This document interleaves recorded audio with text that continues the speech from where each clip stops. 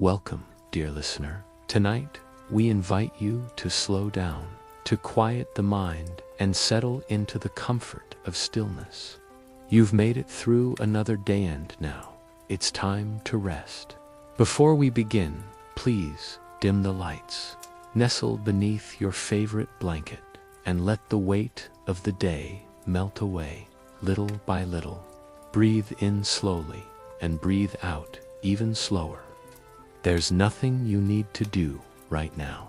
No tasks to complete, no messages to answer. Just you, your breath. Tonight, we'll gently wander through the cobbled, soot-darkened streets of Victorian London. But we won't follow grand carriages or explore glittering banquets. No, tonight's tale takes us beneath the grandeur, to the sewers, the back alleys, the night carts and river barges, to the quiet workers who managed the city's waste by hand, by cart, and by shovel. This is the slow, rhythmic story of municipal waste management in 19th century London. A story of routine, of smells and soot, of systems born out of necessity. And as we walk through it together, you may find that the rhythm of the past lulls you into a deeper, gentler sleep. As the first hints of light crept cautiously over the endless stretch of London's slanted rooftops, the morning revealed a scene unchanged by urgency. The streets remained hushed in those early hours, cloaked in the damp residue of the night's coal smoke and laced with the faint tang of stale ash and cold iron. The buildings, the soft thudding of hooves began to punctuate the quiet. Not one or two, but many, dozens, perhaps hundreds. These horses, the lifeblood of transportation and commerce in Victorian London, moved with practiced slowness, pulling delivery carts, private carriages, brewers' drays, and omnibuses. Some bore sacks of coal, others bore passengers. All, however, bore waste. Each horse left behind not just its labored breath and echoing hoofbeats, but also its own daily contribution to the city's filth, somewhere between 15 and 35 pounds of manure, depending on the animal's diet, activity, and general health. When multiplied by the tens of thousands of horses operating in the city each day, the resulting volume was staggering. Daily estimates ranged into the hundreds of tons. By the time many Londoners awoke, the early morning crews of street sweepers, colloquially called street orderlies, or simply sweepers, were already at work. Clad in durable aprons, cloth caps, and oft-mended boots, they moved at a mechanical pace. With long-handled shovels and rough, bristled brooms, they scraped, scooped. It was not safe, either, as the workers contended with slippery stones, irritable coach drivers, and the ever-present risk of infection from open cuts and festering refuse. Yet the sweepers returned day after day, week after week, because the city, in all its soot-covered grandeur, demanded it. Without their quiet, repetitive labor, the streets would quickly become impassable and unbearable, even to those accustomed to the odors of industrial life. Their task was essential, but invisible. The early morning in Victorian London was slow to rise. Dim gray light filtered through fogged-up window panes and past coal-blackened rooftops. On the streets, silence gave way to the first sound of hooves. Horses moved slowly, no urgency, just a rhythmic clop. Each left behind its daily weight of manure, as they did every day. The smell was familiar, warm, damp, and sour. The city accepted it. Workers arrived, dressed plainly, holding their wooden-handled shovels. They knew their routes. They knew the weight of their task. Slowly, they swept, scraped, and scooped the dung into piles. They wore aprons, but their boots were stained. Their routine rarely changed. from pile to cart, from cart to yard, and so it continued, every day in every borough. The city depended on this quiet system, invisible in its necessity. Nothing elegant, nothing sudden, just the slow, repetitive act of removal. Later in the morning, a solitary figure appeared in the side alleys and narrower roads. The rag-and-bone man walked slowly, dragging his sack behind him. His stick tapped the ground. He carried no map, but he knew where to look beside doors, behind barrels, next to bins. He wasn't in a hurry. He called softly, rags, bones, bottles, and sometimes a voice answered. Bones were common, so were old shoes. Each had a purpose. Bones to be boiled, rags to be pulped, iron scraps to be smelted. The man sold his findings to merchants who lived farther from the street. The rag-and-bone man lived in the same rhythm each day. His sack slowly filled, then emptied, then filled again. His job, though quiet and solitary, kept the smallest things moving. A recycler of forgotten pieces, a collector of the city's leftovers. By midday, the dust yard began to stir. This was not dust in the modern sense. It was ash collash. Mainly, every home burned coal, and the ash had to go somewhere. So it came here, by the cartload. Men unloaded it. Women and children sorted it. With gloved hands and tired arms, they sifted slowly. Each item was picked out, sorted, sold. The ash itself was valuable, used for bricks, for cement, or as filler. What couldn't be sold was burned or buried. The workers spoke little. The dust clung to their clothes, to their eyelashes, to their breath. They coughed often. The work was tedious and exact. It continued in all weather, one basket after another. The ash kept falling. When the sun went down and the city windows darkened, another shift began. The night soil men started their work under lantern light. They moved through courtyards, back alleys, and behind homes. Carrying long-handled scoops and wooden buckets, they opened brick-lined cesspits. The waste inside was human, collected over days, weeks, sometimes longer. The smell was strong. The buckets were loaded onto wagons, then pulled by tired horses toward the edge of the city. Some waste was sold to farmers for fertilizer. Some dumped in the river. The men rarely spoke. They were paid more than other laborers, but no one envied them. They wore thick coats, and still the smell clung to them. Even in sleep, they carried it. But the city relied on them.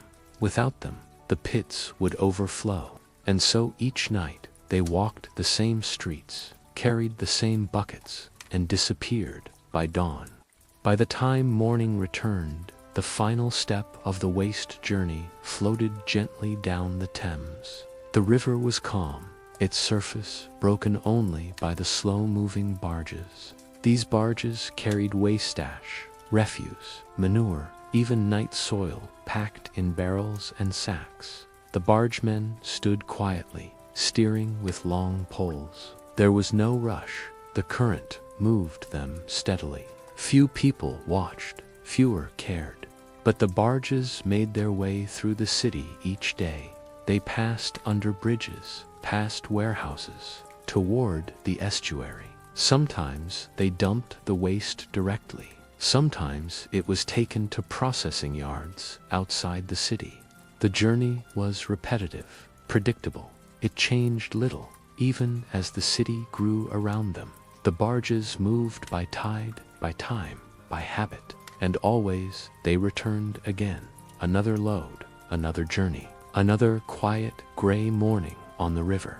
In the quiet halls of Whitehall, where daylight filtered through soot-flecked windows and dust settled evenly upon wooden wainscoting, one man worked steadily at his desk. Edwin Chadwick was not a politician. He was not a doctor or an aristocrat. He was simply a civil servant, methodical, serious, and deeply concerned with the small details others overlooked. His office was lined with documents stacked high, uneven, sometimes falling over. The walls bore no portraits, only maps, ledgers, and lists. The soft scratch of his pen filled the room as he copied figures, analyzed case reports, and summarized findings. His task was not heroic, nor did it seem urgent. But Chadwick believed in patterns. He saw that the deaths of the poor, listed line by line in burial records, were more than just statistics. He saw repetition in the names of streets, in the causes of death, in the ages of the deceased. These weren't coincidences, he thought. They were symptoms of a system too full of waste, too careless with water, too resigned to suffering. And so, day after day, Chadwick worked not with fanfare, but with quiet persistence, his ink slowly telling the story of a city unwell and unaware. In the summer of 1832, the streets of London felt heavier. The sun hung longer in the sky, and the air seemed thick with stillness.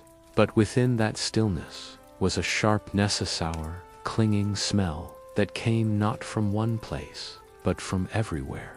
In the alleys behind tenements, in the gutters of market lanes, around courtyards and broken privacy, the odor of waste mingled with sickness. The cholera outbreak moved quietly.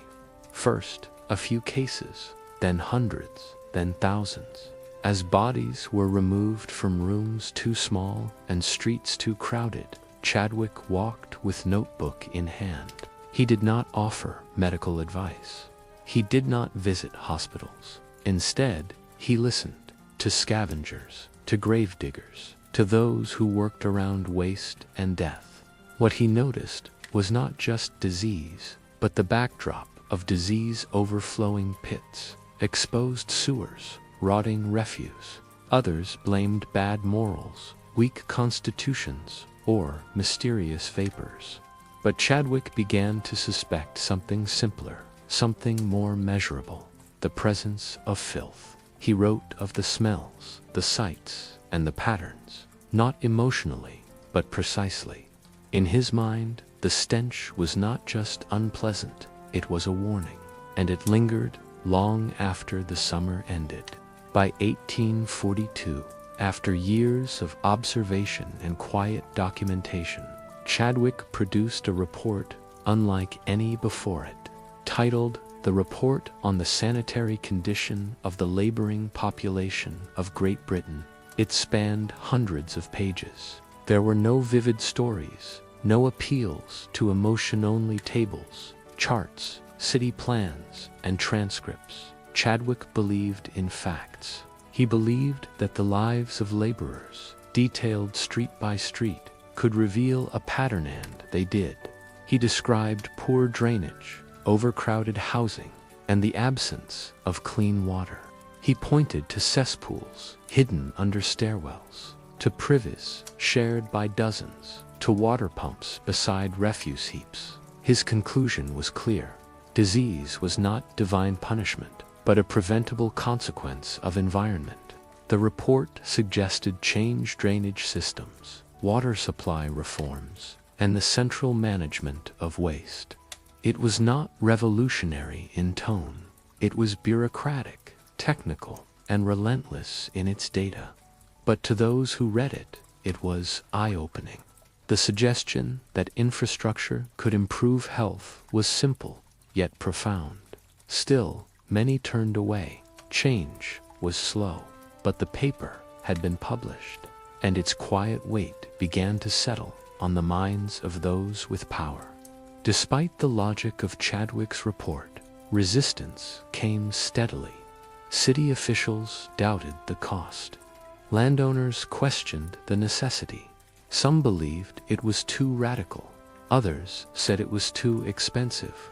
Reform, Chadwick found, was not a matter of evidence, but of will, and often that will was absent. Still, he persisted. He returned to his desk, revised his figures, and wrote more letters. He attended meetings where his ideas were dismissed, but he returned to the next meeting anyway. He was relentless. He proposed central boards, government oversight, and routine waste management funded by taxes. These ideas, now common, were then new and not welcome. Chadwick had few allies, but he worked as if the city depended on it. Over time, some towns adopted elements of his proposals: basic drainage, collection systems, inspections, but London remained slow.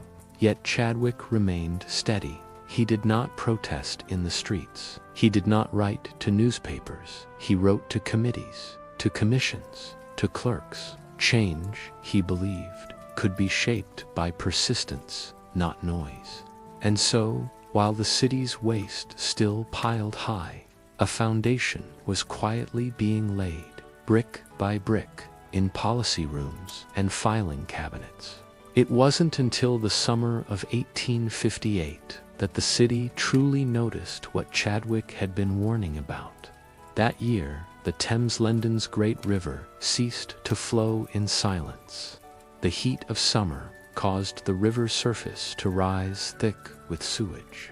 Its banks, lined with decades of waste, released a stench that crept into Parliament itself. Curtains were soaked in chloride of lime. Windows were shuttered. Sessions were shortened. No longer an invisible issue, waste had now reached the noses of those who had ignored it. The newspapers named it the Great Stink, but for Chadwick it was not new. It was the smell he had described in 1832. It was the same cause, only now people listened. Engineers like Joseph Bazalgette were finally given the funding and authority to act. Sewer systems, large and modern, were planned. Parliament moved not because of principle, but because of discomfort. Still, the result was the same. Chadwick's years of paper trails and logic had not moved them, but the smell had. And behind the noise of new plans was the quiet echo of the work he had already done. In his later years, Edwin Chadwick lived in relative obscurity. He was knighted, eventually, but no crowds celebrated him. His name appeared in footnotes, not headlines. He lived in a modest home surrounded by the books and maps he had always loved. He continued to write, though few read his later work. Outside the city he had helped shape carried on. Streets were cleaner. Waste was managed. Death rates had declined. Few linked these changes to him. Yet every brick laid in a sewer, every ash cart scheduled by a city office, every pipe hidden beneath a London street carried the shadow of his ideas. He never saw his vision fully realized, nor did he expect to. His gift was observation. His legacy was in systems, not in speeches.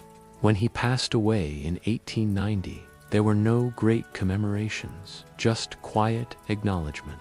And even now, when waste disappears quietly down a drain, it does so along the path he once sketched, alone at a desk, by the dim light of a Whitehall window.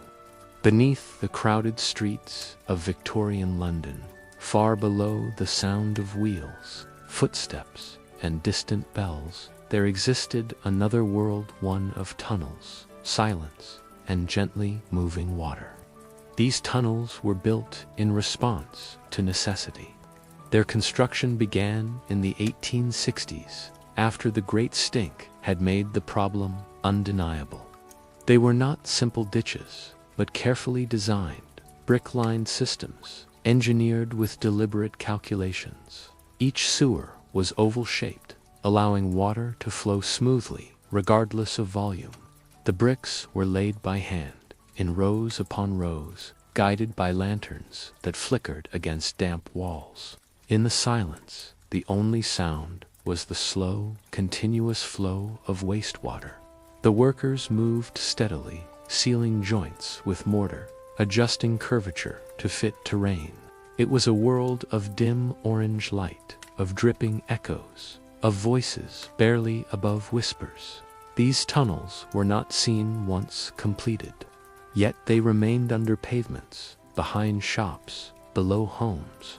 They hummed with the slow rhythm of waste moving steadily away from the heart of the city. Many of them remain to this day, still functioning, still hidden, a forgotten underworld, not of myth, but of bricks and flow, built in silence, used in silence, and rarely noticed except when it fails.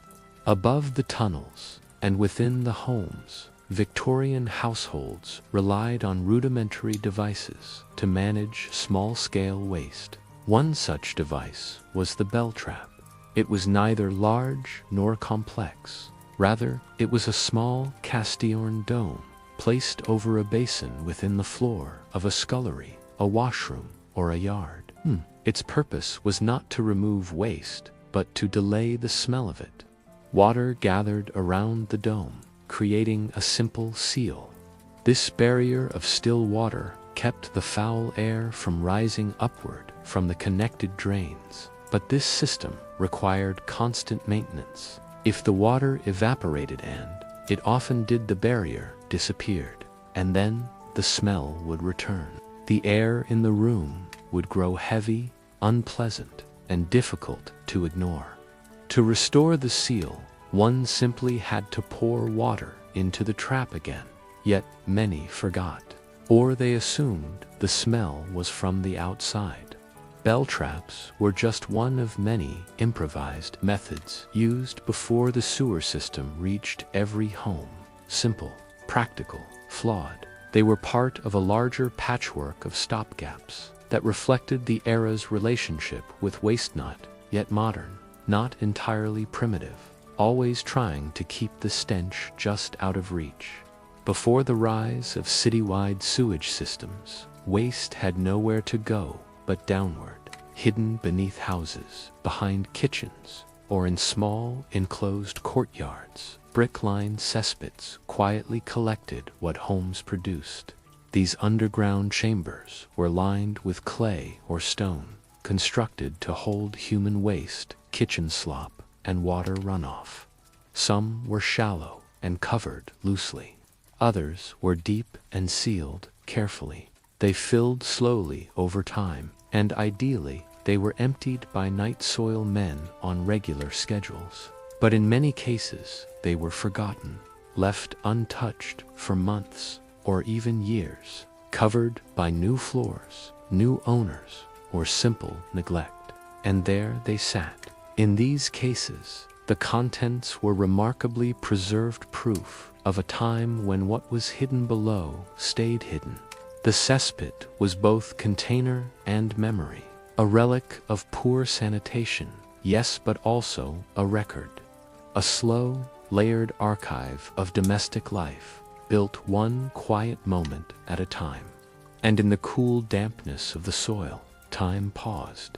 The city moved forward, but beneath its feet, waste lingered, still unchanged, waiting to be noticed once more. While the laborers laid bricks in tunnels and the city churned above, a different kind of work unfolded on the drafting tables of engineers. Joseph Bazalgette, chief engineer of the Metropolitan Board of Works, spent his days hunched over scrolls of parchment. His tools were simple: ink, ruler, compass, and a mind trained in precision. The plans he drew were exacting. Flow rates were calculated to the nearest gradient. Pipe diameters adjusted to accommodate population growth not yet realized. Arches were plotted with care, ensuring the water moved, never settled. He accounted for elevation, distance, and gravity. His goal was not just to remove filth, but to ensure it would keep moving without assistance for a century or more. And so it has. Many of Bazalgette's tunnels, sketched first in faded black ink, remain in daily use. Each plan was reviewed, revised, then filed. In quiet offices lit by gaslight, these plans became blueprints, and the blueprints became the city's new veins. Silent, subterranean, functional. Few who walk the streets now know his name, but each drop of wastewater moving underground still follows the logic of his ink-stained pages, mapped in silence, built with intention, and sealed with precision. At street level, during the final decades of the 19th century, a curious innovation appeared, one that merged light with waste. Sewer gas lamps. Installed in select districts, these lamps stood taller than others and emitted a slightly different glow. Instead of relying solely on coal gas, they drew methane and other flammable gases, rising naturally from the sewer system below. A chamber beneath the street captured these gases. They were piped upward, ignited, and used to fuel a flame that burned at the lamp's core. The flame burned slowly, often day and night, providing a dim but continuous source of light. The lamps were not common, nor were they particularly efficient. The flames sometimes flickered. The smell, faint but present, remained. Yet they worked. They turned what was considered useless sewer gas into something functional. They embodied the Victorian approach to waste. Find a use, create a system, however imperfect. The lamps stood for decades, weathering rain and soot, glowing quietly in foggy lanes and along the edges of lesser-used roads. Eventually, they were replaced, but for a time, they illuminated the very thing others sought to hide, casting light from beneath the city's crust, one flicker at a time. In the modern era, as new construction digs into the foundations of old London, archaeologists occasionally stumble upon remnants of the city's early waste systems. These discoveries are quiet. A fragment of ceramic pipe here, a corroded lead joint there. Occasionally, larger, fines-and-tired drain segments shriel themselves beneath collapsed floorboards or garden plots. The archaeologists kneel in silence. With brushes, they remove layers of soil. Gloves protect their hands from sharp rust or aged glass. Everything is catalogued. A rusted bell trap, a wooden gutter cover, even traces of soap and ash clinging to the stone. Each item tells a story, not of grand events, but of daily routines. These fragments, pulled from earth and shadow, offer glimpses into how Victorians managed the unremarkable. The systems they uncover are not elegant. They are practical, built with urgency, patched over time, and slowly forgotten. The earth holds them quietly, resisting decay. For the modern observer, they may seem crude, but in their own time, they were steps forward. And now, centuries later, they emerge once more, still shaped by hand, still stained with use, still whispering of the rhythms that once moved above them. And always, at the heart of it all, was the River Thames. Flowing slowly through the city's center, it served as London's mirror and its sewer. For centuries, the river accepted everything: rainwater, ship ballast, domestic refuse, industrial waste, and human excrement. Long before Bazalgette's sewers, the Thames was the final stop for waste. And even after the tunnels opened, much of it still ended up there, flowing through outlets just beneath the embankments. The river's smell changed with the seasons. In cooler months, it was tolerable. In summer, it became unbearable. Yet the Thames kept moving. It did not protest.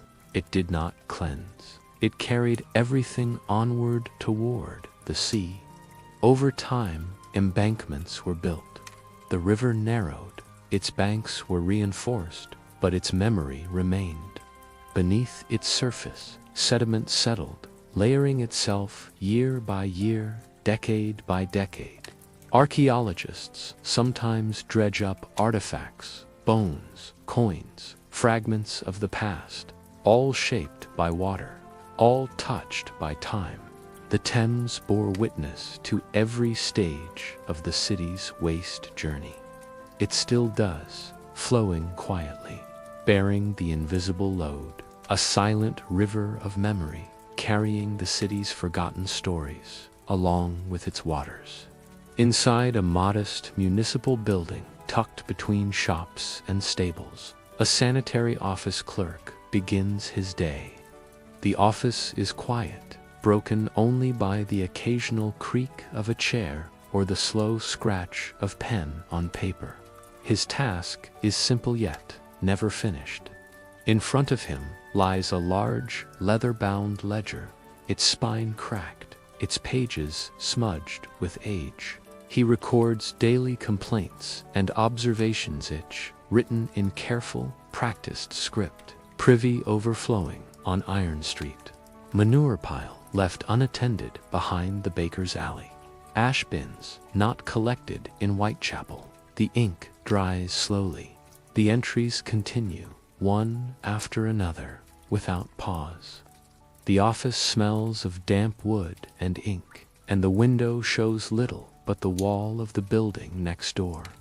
He does not question the reports. He simply files them, day after day, the same headings, the same issues, the same routes. The city changes, but the ledger remains. With each entry, the clerk creates a record.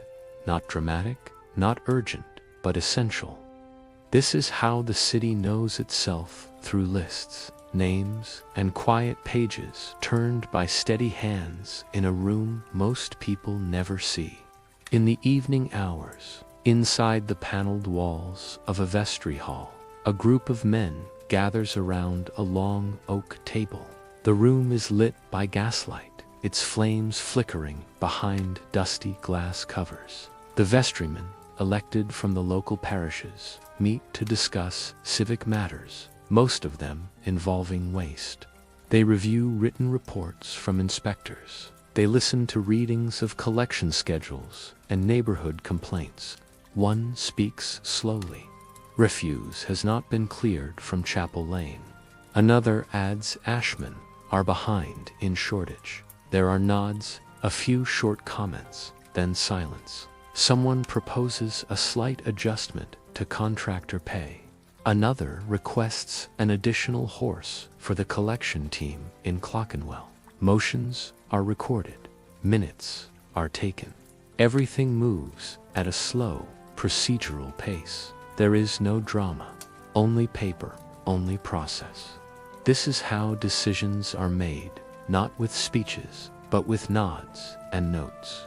The men rise one by one, bow slightly, and leave the hall. Another meeting completed. The next is already scheduled.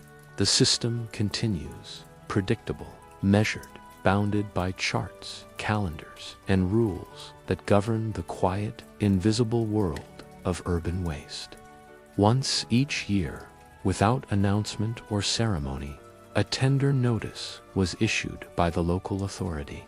It was not large, not framed, just a sheet of plain paper printed in bold, clear type, tender for the collection of household refuse. These notices were pinned outside vestry halls and published in the classified section of the local paper. Contractors, some well-established, others newly formed, prepared their bids. Each included detailed pricing per district, references from past contracts, and guarantees of horse-drawn carts in working order. Bidders offered their lowest feasible cost, calculating wages, feed, maintenance, and profit to the farthing. Once submitted, the documents were examined line by clerks. Each bid was logged. Each contract judged not by speed nor by innovation, but by affordability and regularity. The chosen firm was informed by letter. A schedule was drawn. carts assigned, routes planned. For 1 year, the waste of London in that district would belong to them, to be collected, managed, and moved, day after day. When the year ended, the process would begin again.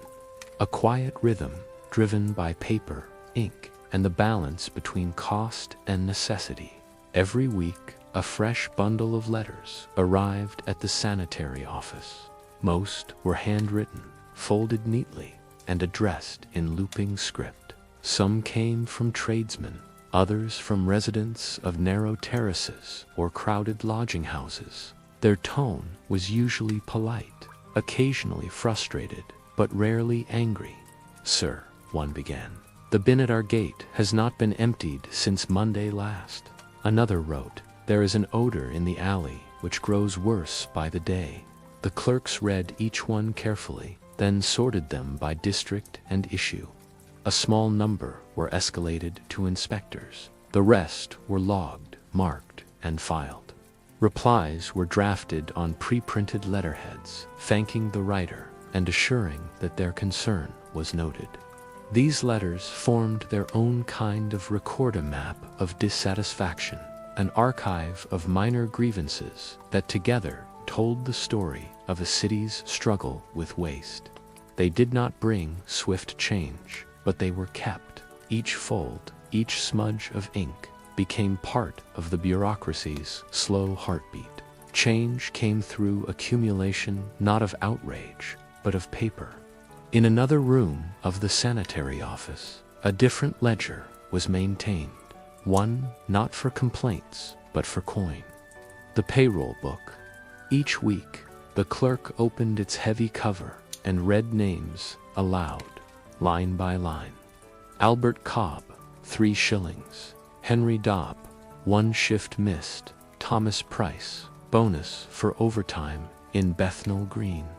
The amounts were modest. The process was methodical.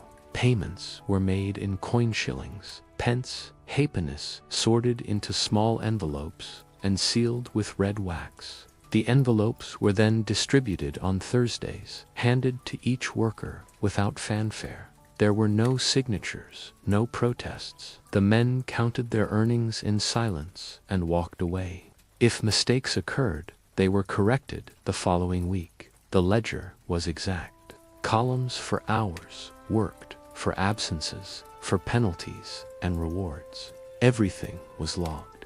The amounts rarely changed. The names appeared again and again, some for years, others for a few weeks before vanishing. The book preserved no stories, only numbers. Yet, within those numbers, lived the rhythm of work, lifting, sweeping, loading, hauling, all reduced to a line, a coin, a task fulfilled. At irregular intervals, usually in the stillness of early afternoon, the sanitary inspector made his round. He walked alone, dressed in a dark overcoat, with a leather-bound notebook tucked under one arm. His steps were steady, unhurried.